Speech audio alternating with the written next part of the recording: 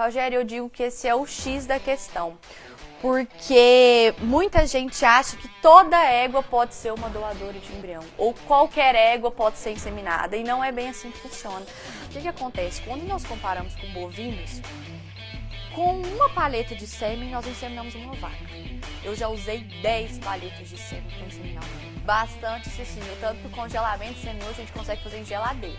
E nós atendemos também desde áreas até pequenas propriedades. O que a gente precisa não seria uma infraestrutura, mas uma mão de obra qualificada, um tratador, algum funcionário disposto a nos ajudar.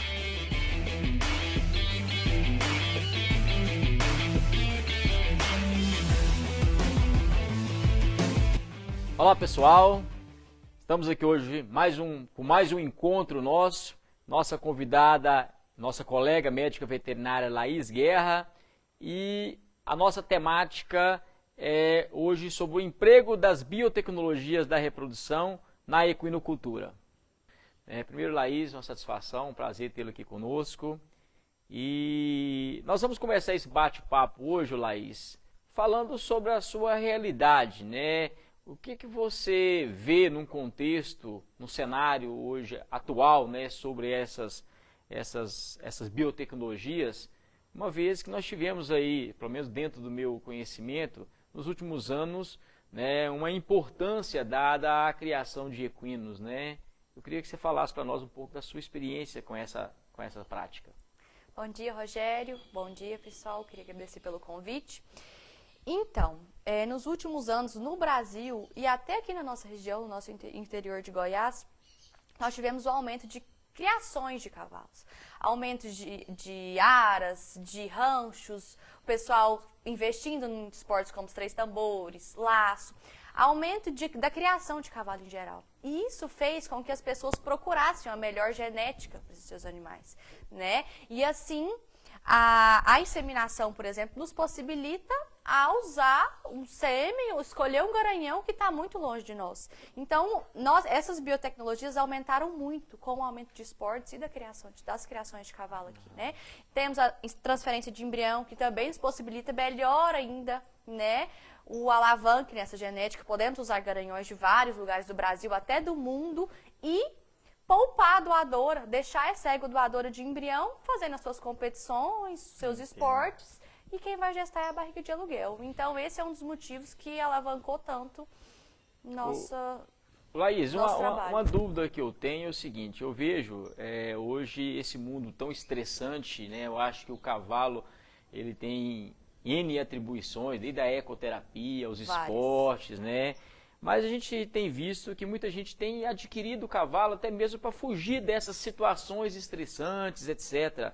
Aí eu te pergunto, essas biotecnologias diversas, como você citou, a inseminação, a transferência, etc., ela é uma biotecnologia que ela está direcionada ao grande produtor, ou ela está disponível também às pessoas que têm 1, 2 animais no criatório, é caro, é fácil de ser implantado, precisa de uma infraestrutura muito grande na fazenda, enfim. De forma alguma. Rogério, agora cada vez mais, principalmente os meus últimos clientes que mais me procuraram foram animais que nem são registrados. Quando a gente fala registrado na associação, seja quarto de milha, seja manga larga, e sim um valor emocional. O proprietário quer um produto, quer um potro daquela égua que ele gosta. Mesmo que ela não tenha características físicas tão desejáveis como a gente procura, de conformação, de registro, mas é o valor emocional. Então, ele quer que, às vezes, a égua já está numa certa idade, deixe um potro, seja como lembrança, seja porque a égua tem uma índole muito boa. Então, a gente tem muito isso, não só criadores, não só esportistas, mas sim proprietários. E nós atendemos também desde áreas até pequenas propriedades. O que a gente precisa não seria uma infraestrutura, mas uma mão de obra qualificada, um tratador, algum funcionário disposto a nos ajudar. Porque como a gente trabalha muito com hormonioterapia, como eu trabalho muito com essa parte de sincronização em caso de transferência de embrião, eu preciso de alguém para me auxiliar no uso de hormônios. Quando, por exemplo, a gente vai fazer inseminação com sêmen congelado, eu preciso que esse funcionário faça o hormônio à noite. Então, eu preciso que tenha alguém lá em contato direto com esse animal. Mas nada que demande uma grande infraestrutura, nada disso. São técnicas bem acessíveis para qualquer tipo de criação, desde pequenos até grandes áreas. Entendo. Laís, eu vejo na bovinocultura, eu até brinco muitas vezes que o pessoal começa a construir a casa pelo telhado e esquece de se alicerçar, né? O cara vai no leilão, ele compra uma vaca de 10 mil reais, porque ele acha a vaca bonita, a vaca boa, e leva isso para o criatório e muitas vezes ele não se alicerçou. E esse alicerce é através da infraestrutura, de uma mão de obra qualificada. Aí eu te pergunto, às vezes a pessoa chega, ele quer já instaurar a biotecnologia e tal, e ele muitas vezes esquece ou desconhece a questão sanitária. Exato. Aí eu pergunto para você, assim, como existe um trabalho, é feito, você inicia essa atividade fazendo um perfil sanitário primeiro do rebanho, como é que você tem feito isso nos seus criatórios? E Rogério, eu digo que esse é o X da questão. Porque muita gente acha que toda égua pode ser uma doadora de embrião, ou qualquer égua pode ser inseminada, e não é bem assim que funciona. Nós temos muitos casos de aborto. Teve uma propriedade que eu atendi ano passado em Rio Verde, que a gente teve contágio por leptospirose em 90% dos animais. Aborto em 90%. Então isso é muito grave. Nós precisamos de um esquema vacinal muito importante. Além de higiene das instalações, o que muda muito do bovino para o equino é isso. É a parte de higiene, né?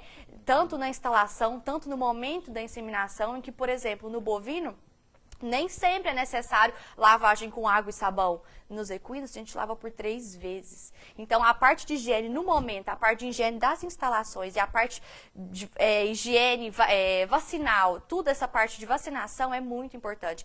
Herpes vírus, leptospirose, são doenças que acometem e fazem com que não haja muita perda de produtos. Então, potros, né?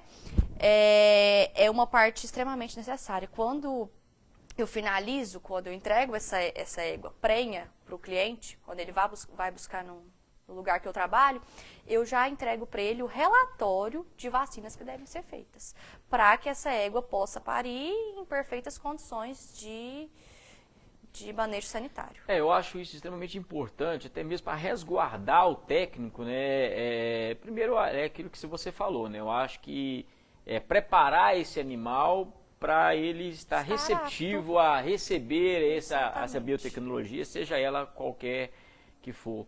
E aquele, né, a gente sempre fala, né? Eu acho que na medicina veterinária nós temos um gargalo, que é o nosso colaborador.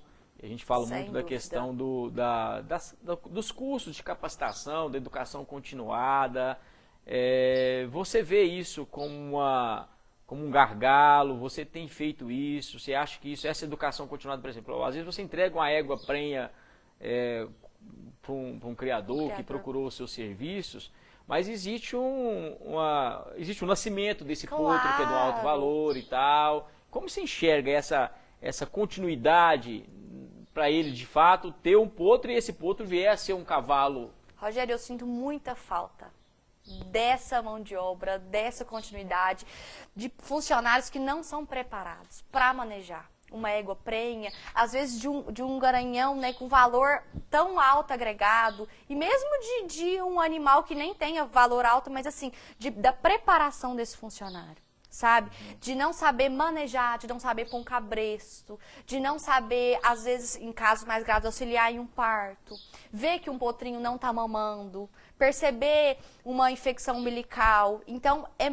nós dos equinos, acho que principalmente sentimos muita falta em mão de obra qualificada voltada para cavalos, né? Porque, como eu te falei, eu preciso de um funcionário que saiba fazer um hormônio, que saiba fazer uma injeção, às vezes até um acesso venoso. É muito complicado ter que instruir pessoas nesse sentido. Por isso que eu sinto tanta falta dessa continuidade, desse auxílio na mão de obra. Sem dúvida, em equinos é muito importante. E eu acho muito bacana, eu vejo assim, a veterinária a campo, ela é uma situação, eu sempre falei isso, uma situação adversa, complicado para o veterinário que está a campo. Eu acho que para a mulher também é um gargalo, né? É difícil E eu vejo que as mulheres estão dominando muito esse mercado, né, do emprego das biotecnologias, de entrando com essas inovações dentro do criatório de equinos. Eu queria que você falasse um pouco dessa sua realidade como mulher no contexto assim da reprodução de equinos. Você vê um mercado em ascendência? Qual que é o recado que você dá aí para o pessoal, para as meninas que estão na veterinária, que gostam da área de reprodução, enfim? Ótimo. Então, realmente é uma área que está sempre crescendo. Lembrando que uma área que demanda muito estudo, como todas as outras, né, Rogério? Mas que não para de crescer. Então, é uma área que demanda muito congresso, muita feira, muita exposição, hormônio. Não sempre estão lançando novos hormônios. Atualização. Acredito como em todas as áreas. Sem dúvida, não para de crescer. Querendo ou não, o cavalo é um hobby. Né? Na maioria das vezes ele é um hobby. E as pessoas procuram, principalmente agora, nesse momento, refúgio. Né? Então é um hobby que demanda muito investimento. É uma área muito promissora, reprodução. Como eu disse, nossas duas técnicas de inseminação artificial e transferência de embrião já são conhecidas desde pequenas a grandes propriedades, já são mais aceitas, né? O pessoal já tem olhares diferentes e mais aceitáveis. Para as mulheres, eu digo que estão no caminho certo, né? Tudo que a gente faz certinho, a gente é reconhecida, né? Fazer as coisas com dedicação, com muito amor, com muita segurança, né? É claro que na veterinária nós temos o X de andar sozinha à noite, né? Tem essa questão, mas está sempre acompanhada de alguém, seja uma estagiária, seja uma pessoa que você confia. Não se arriscar, né? Como qualquer outra pessoa, mas manter a segurança sempre, pensar em você primeiro, não é, Rogério? Porque às vezes a gente tenta fazer um trabalho, mas esquece da gente. Nós somos a prioridade, né? Trabalhar sempre com segurança. Então, o recado que eu dou é esse. É uma área, sem dúvida, promissora. Aqui no interior de Goiás, nós temos poucos profissionais que trabalham com a parte de reprodução equina, né? E a demanda, a criação de equinos não para de crescer. Então, sem dúvida, com um trabalho certinho, seguro, com amor, é o segredo. Ô, Laís, agora mudando um pouco o contexto, falando mais do garanhão. Sim. Né? Por exemplo, até um tempo atrás, isso era uma coisa muito relacionada a laboratórios, a grandes centros de reprodução.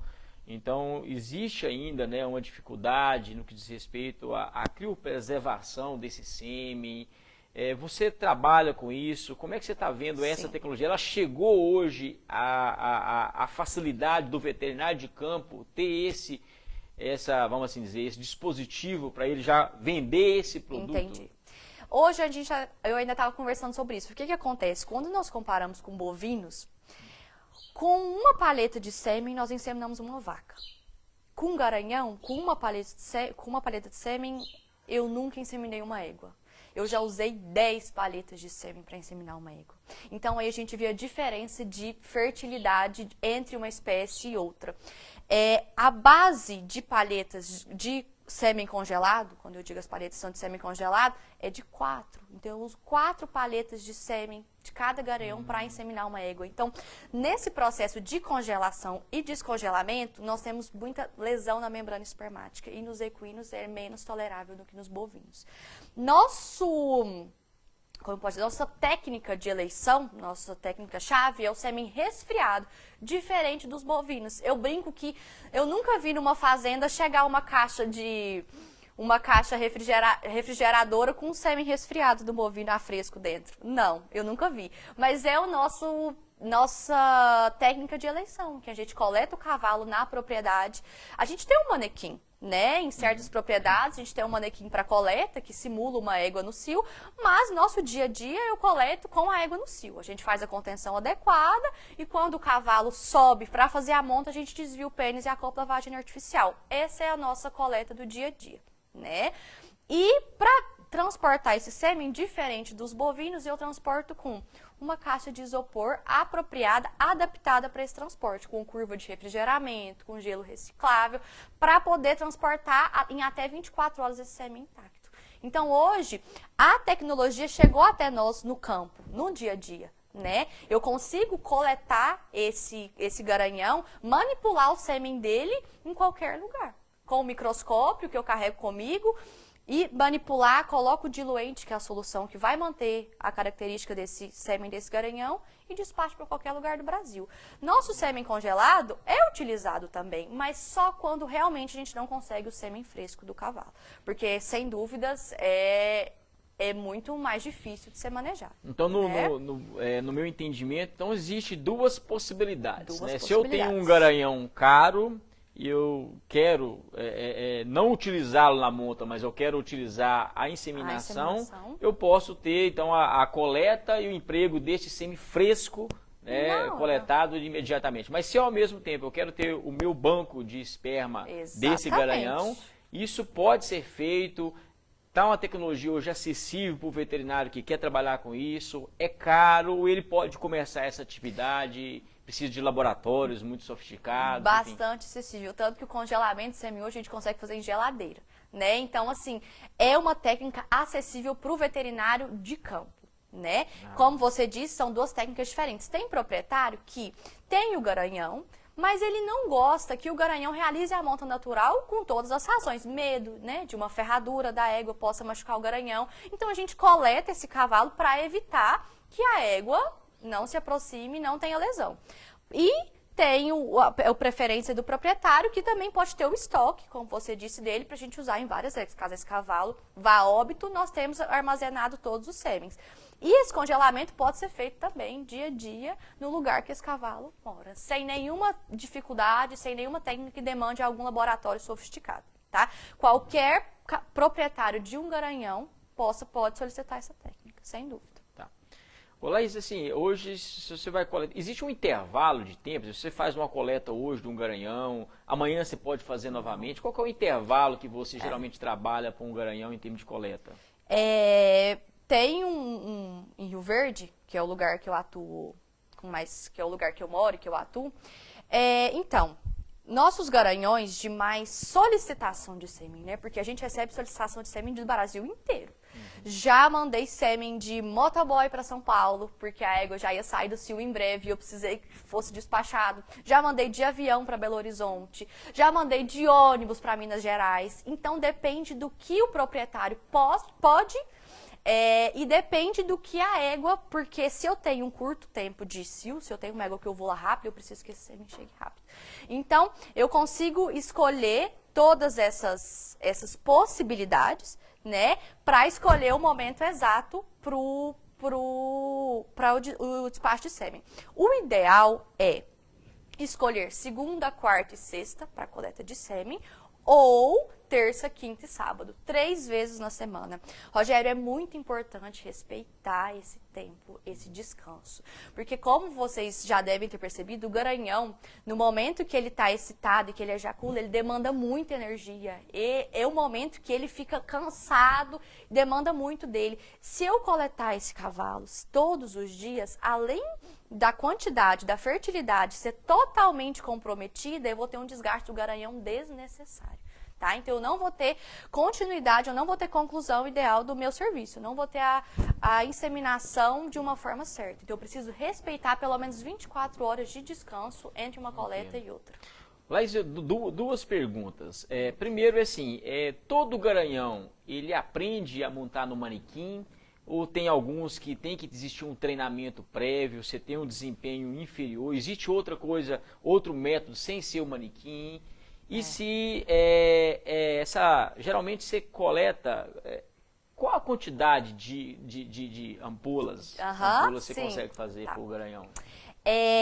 Então, muita gente pergunta sobre ensinar o garanhão a subir no manequim. Sem dúvida, é um desafio. Quando, Rogério, ano passado, que eu ensinei um potro, é mais fácil. Quando ele tem 2 anos, 2 anos e meio, que ele acabou de entrar na idade, né? O que a gente faz? Eu pego, ou eu coloco um muco de uma égua no cio, né? Aquele muco que pega da vagina, distribuo no manequim, ou urina, se eu conseguir, para ele sentir um cheiro diferente do manequim. né? Porque eu preciso que ele suba e eu preciso que ele tenha ejaculação sem égua. No começo, eu preciso de uma égua na frente, porque ele não entende. Mesmo com o cheiro, ele não consegue chegar na ejaculação. Porém, ao longo do tempo, eu vou tentando fazer isso 3 vezes na semana, mais ou menos, dele sentir o cheiro e subir no manequim. Eu tiro a égua. Então, um cavalo que eu coleto em Rio Verde, que é um cavalo que já ganhou o Potro Futuro, ele sobe sozinho no manequim em menos de 1 minuto. Então, ele já é totalmente condicionado, sem urina e sem muco, sem nada. O manequim pronto, você chega com o cabresto, conduz ele sobe no manequim, tem ejaculação, a gente coleta com a vagina artificial e pronto. Condicionamento. Não podemos desistir. Tem cavalo que já tem os seus 7 anos e ninguém nunca conseguiu fazer ele subir em manequim. O que é a nossa outra alternativa? Égua no cio, né?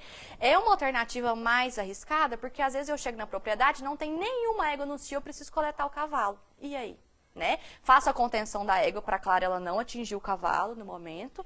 A gente tem toda a preparação de contenção.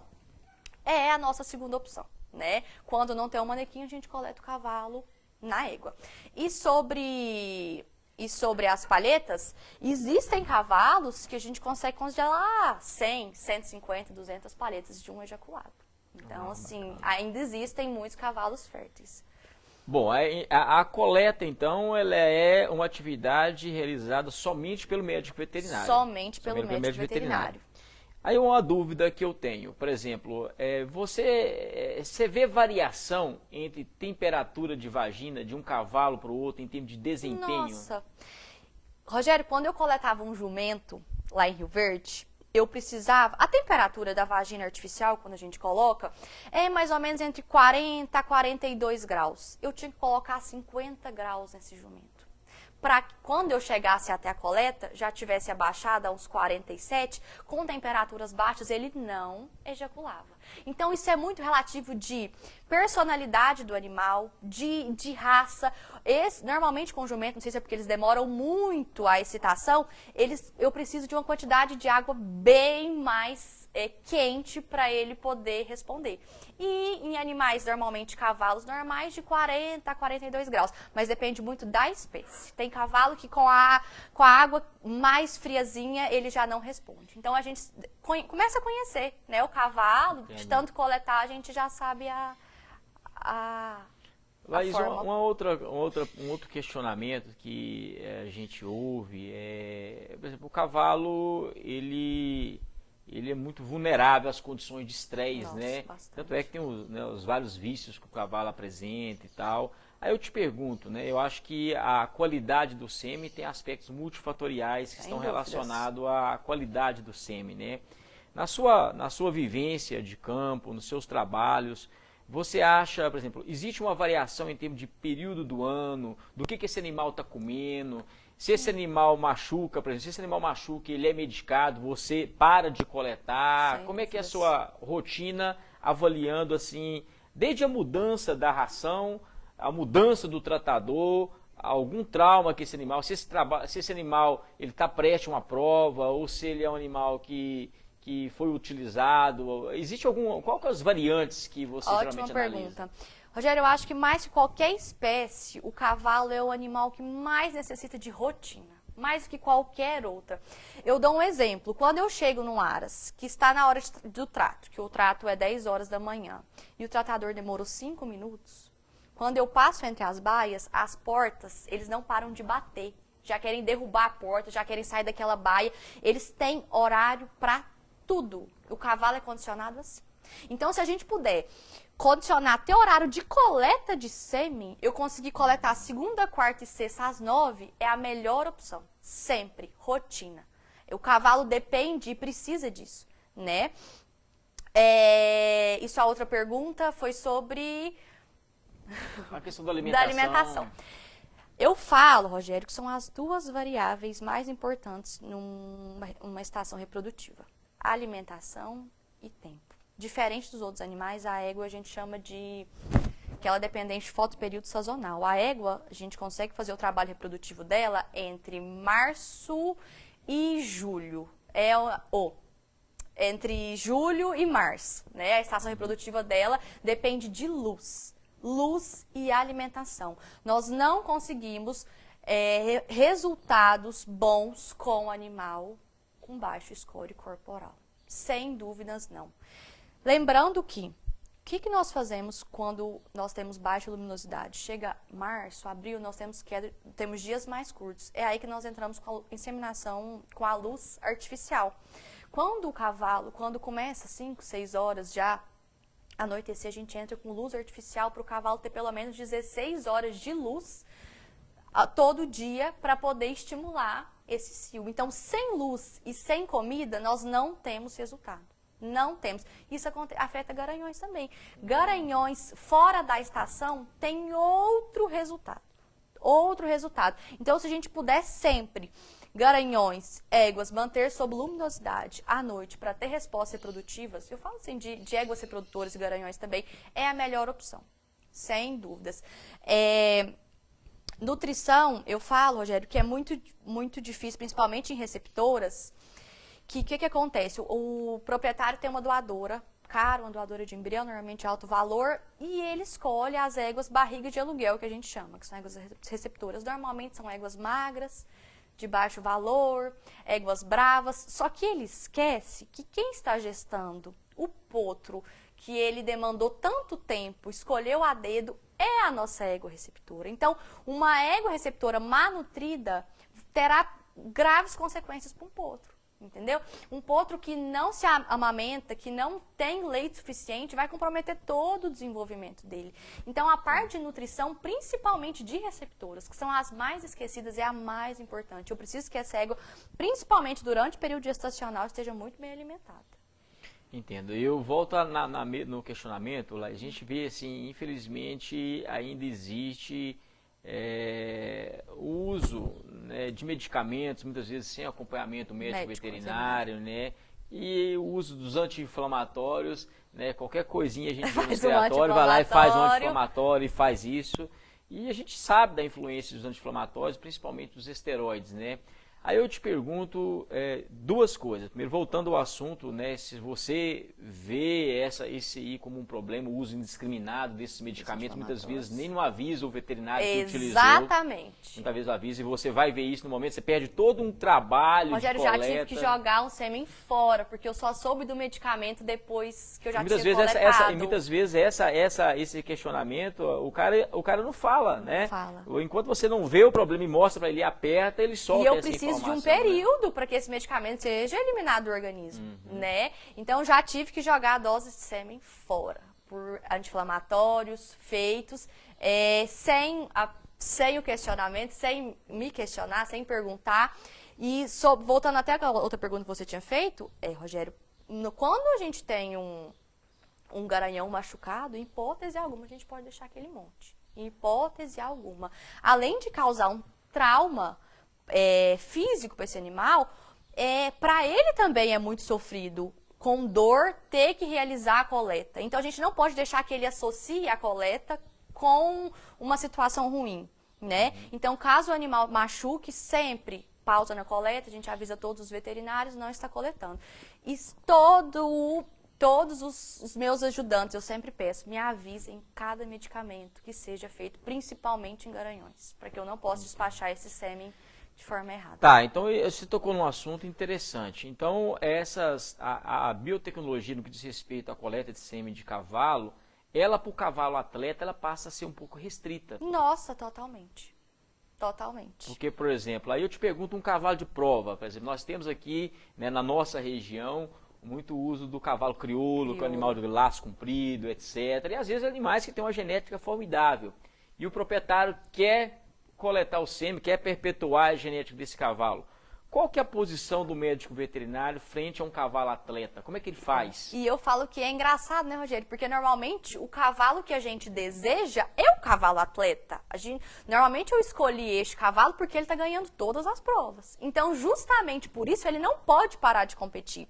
Eu já saí de Rio Verde para vir para Jataí para coletar um sêmen de um cavalo que estava correndo prova aqui. Porque ele não poderia deixar de vir e eu precisava da dose de sêmen dele.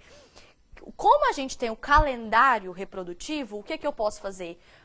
eu escolho as datas, as provas, se esse cavalo vai, já monto o calendário dele e envio para todas as pessoas que solicitarem esse sêmen, porque ele vai sair.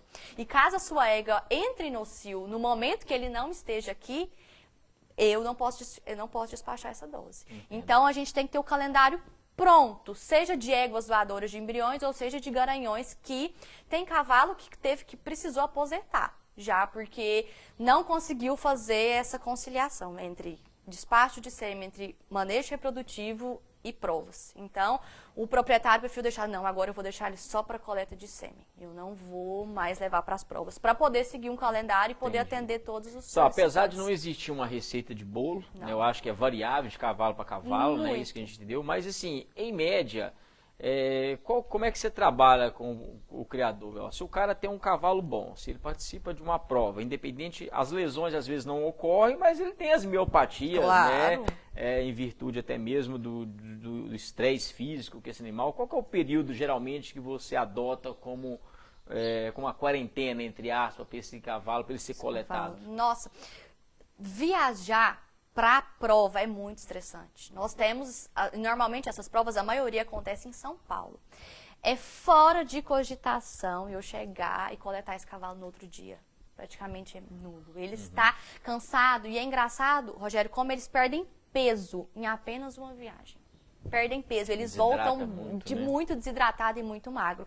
Então eu respeito pelo menos 2 a 3 dias pós-viagem para a gente iniciar uma coleta. Para recuperação, para ele voltar para a baia dele, comer do jeito, o feno dele, tomar mais água, às vezes a gente precisa passar um soro, que seja, mas de 2 a 3 dias é quase impossível coletar um cavalo pós-volta de prova.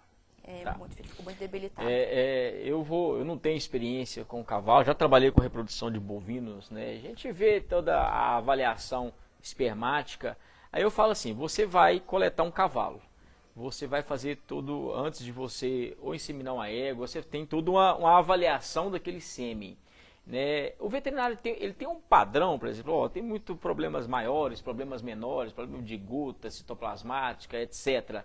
Existe um padrão mínimo, pessoal. Esse animal ele tem um sêmen, o sêmen dele nós temos que inseminar essa égua, ele não está um top, ele não está um sêmen de excelente qualidade, mas ele tem uma qualidade mínima que daria. É isso que ocorre? Isso. De deformidades nós não temos um padrão, mas de vigor, motilidade e concentração nós temos, né? Assim, o que acontece? Em cavalos mais idosos, quando nós começamos essa coleta, já é interessante avisar ao solicitante. Olha, ele é um cavalo mais velho, com sêmen comprometido, o vigor dele tá 2, mas eu posso te enviar. Né? Eu preciso sempre avisar, porque caso a pessoa, como a gente já convive com o cavalo, a gente já sabe, a pessoa pode mudar, né?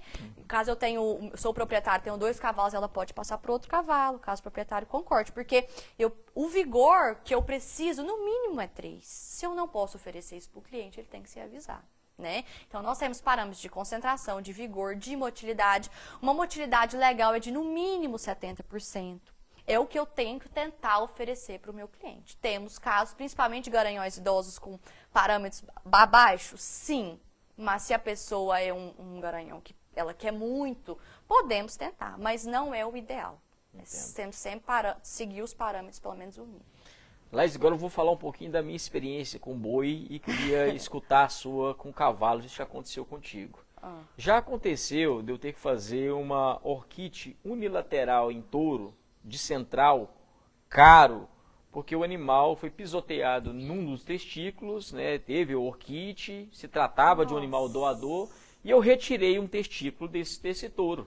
E esse touro, ele não foi descartado, ele é um touro, né, ele foi aproveitado mesmo com um testículo. Isso, você já vivenciou isso na sua prática? Você já viu algo similar? Ou no cavalo, a partir do momento que ocorra, né, não é uma doença, não é nada infeccioso, é algo traumático. Um cavalo com um testículo só, é possível ele ser? É possível. Eu nunca coletei, não coletei um garanhão, um cavalo inteiro com o testículo, mas é super possível. E é engraçado que as pessoas se assustam com isso, né? Acham que o cavalo com um testículo, não, ele só tem um testículo, pode deixar ali. E depois vem a surpresa, que ele conseguiu fertilizar todas as éguas que ele estava junto no piquete. Então, é muito possível e quase ninguém sabe disso. As pessoas esquecem, acham que não tem problema, e deixa ele, eu acho que é junto importante com as a éguas. gente deixar claro que nós não estamos falando de criptorquidismo. Não. Nós estamos falando de animal que foi ter feito a orquiectomia em virtude de um fator clínico, né? Bacana, interessante. Ô Laís, assim, eu acho que nós estamos já encerrando, mas eu queria te fazer uma outra pergunta em cima da experiência prática sua. Nós estamos aqui na nossa região, nós temos muito cavalo da raça crioula. Que, assim, pelo menos dentro do meu entendimento com o cavalo crioulo, ele é um animal, né? Você pega animal extremamente irracivo. Agitado. Né? Então, em cima das raças, padrões, manga larga, puro sangue inglês, o crioulo, o quarto de milha, você vê alguma facilidade de coleta em algumas dessas raças? Tem animal que você vai falar, esse animal dessa raça é um animal que a gente tem mais facilidade. E é engraçado, Rogério, nós veterinários criamos preconceitos com as raças. Exatamente por isso.